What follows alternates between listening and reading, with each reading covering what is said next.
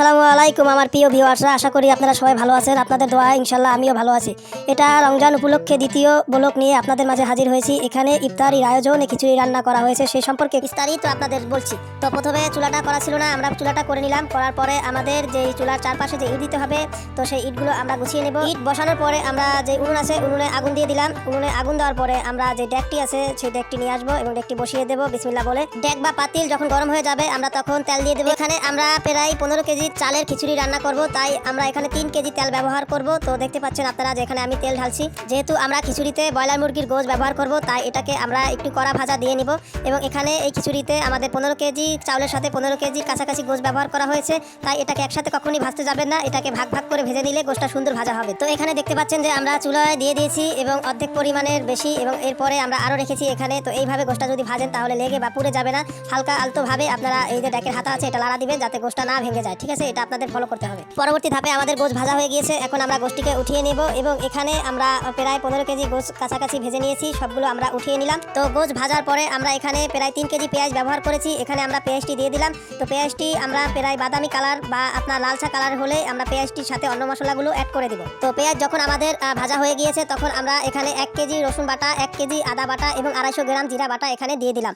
এবং এটা দেওয়ার পরে আমাদের সুন্দর করে লাড়িয়ে চাড়িয়ে নিতে হবে যাতে মশলাগুলো মিশে যায়। সেক্ষেত্রে আমাদের খেয়াল রাখতে হবে যাতে পুড়ে না লাগে। তো যখনই মশলাটা আমাদের ভাজা হয়ে গিয়েছে তখন আমরা একটু পানি দিয়ে হলুদ মরিচ এগুলো অ্যাড করে দিব। যদি আপনাদের খিচুড়ি বা বিরিয়ানি রান্না করার সময় বাকি মশলাটা থাকে রেডি মিক্স মশলা, সেটা আপনারা এখন দিয়ে দিতে পারেন। হলুদ মরিচ এবং রেডি মিক্স মশলা দেওয়ার পরে আমরা একটু কাঁচা মরিচ এখানে দিয়ে নিলাম, এতে আপনার খিচুড়ি বা বিরিয়ানির ভালো একটি ফ্লেভার আসবে। এরপর এখানে প্রায় 3 কেজির মতো মুগ ডাল দিয়ে দিলাম। মুগ ডাল দেওয়ার পরে এটাকে আমরা সুন্দর মতো মিশিয়ে নেব এবং লাড়িয়ে চাড়িয়ে ভুনিয়ে নেব যতক্ষণ পর্যন্ত এটা থেকে ঘ্রাণ না আসছে, ততক্ষণ পর্যন্ত আমরা এখানে গোশটা ইউজ করব না। যখনই দেখবো যে এখান থেকে সুন্দর একটি ফ্লেভার আসছে তখন আমরা এখানে গোশটা অ্যাড করে দেবো। তো মুগ ডালটা কষানোর পরে আমরা এখানে গোশগুলো অ্যাড করে দেবো এবং গোশগুলো অ্যাড করার পরে গোশটা আবার সুন্দর করে কষিয়ে নেব মুগ ডালের সাথে।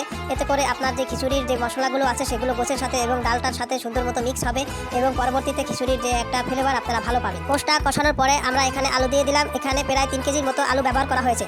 আলু দেওয়ার পরে মোটামুটি একটু কষিয়ে এরপরে আবার দিয়ে দিলাম টেস্টি সল্ট। আপনারা টেস্টি সল্ট ইগনোর করতে পারেন, এটা না দিলেও আপনার হবে, সমস্যা নেই। এরপর আবার যেহেতু কষানো হয়েছে সব, তাই আবার খিচুড়ি মশলাটা ভালো করে আমরা দিয়ে আবার একটু কষিয়ে নেব।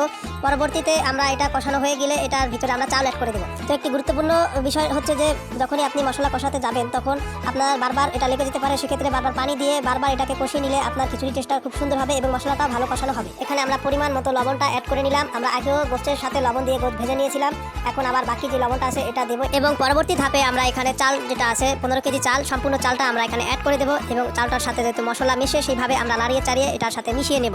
সেক্ষেত্রে আপনার চালটা কিন্তু মশলার সাথে মিশতেছে এবং চালটা ভালো করে ভাজা হচ্ছে। এখানে আপনার চালটা ব্যবহার করার পরে আপনার মনে রাখতে হবে চালটা যাতে নিচে লেগে না যায়, সেটার দিকে আপনার নজরদারি করতে হবে এবং ভালো করে লাড়িয়ে চাড়িয়ে নিতে হবে যাতে সম্পূর্ণ মশলা যেটা আছে চালের সাথে রেডিমিক্স ভাবে মিশে যায়। এখন আমাদের পানি দেওয়ার পালা। তো এখানে যেই চাল আছে তার ডাবল পরিমাণ পানি আমরা এখানে অ্যাড করে দেবো।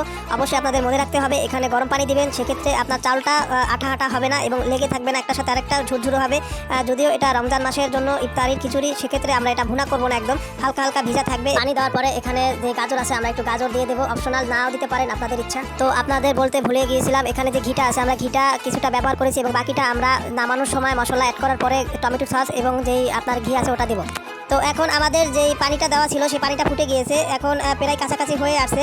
তো আমরা এটাকে একটু পরেই নামিয়ে রাখবো। রান্না হয়ে গিয়েছে, এখন নামিয়ে নিলাম। তো ডেক বা পাতিলটি নামানোর পরে আমরা যে বাকি মশলা ছিল সেগুলো অ্যাড করে নিয়েছিলাম এবং আমাদের যে ডেকের ঢাকনা আছে সেটা দিয়ে উপরে কয়লা দিয়েছিলাম এবং চারপাশে আমরা কয়লা দিয়ে ডেকটিকে একটি দমে রেখেছিলাম। তো রাখার পরে পরবর্তীতে আমরা আবার ডেকটিকে ফাঁকা করে এরপর সুন্দর করে লাড়িয়ে যে মশলাগুলো ছিল সেগুলো আমরা মিশিয়ে নিলাম এবং পরবর্তীতে দেখতে পাচ্ছেন যে আমাদের যে খিচুড়ির যে কালারটা কত সুন্দর হয়েছে। এবং এরপর এখন এই খিচুড়িগুলোকে মসজিদে নিয়ে যাওয়া হবে এবং সেখানে পরিবেশন করা হবে। তো চলুন আমরা বাকি অংশগুলো এখন দেখে নিই। আলহামদুলিল্লাহ অবশেষে খিচুড়ি এগুলো মসজিদে নিয়ে আসা হয়েছে এবং এখানে এই খিচুড়িগুলো পরিবেশন করা হবে। আশা করি আপনাদের কাছে ভিডিওটি ভালো লেগেছে। তো এরকম ভিডিও যদি আরও চান তাহলে কমেন্ট বক্সে জানাবেন। সবাইকে ধন্যবাদ পাশে থাকার জন্য।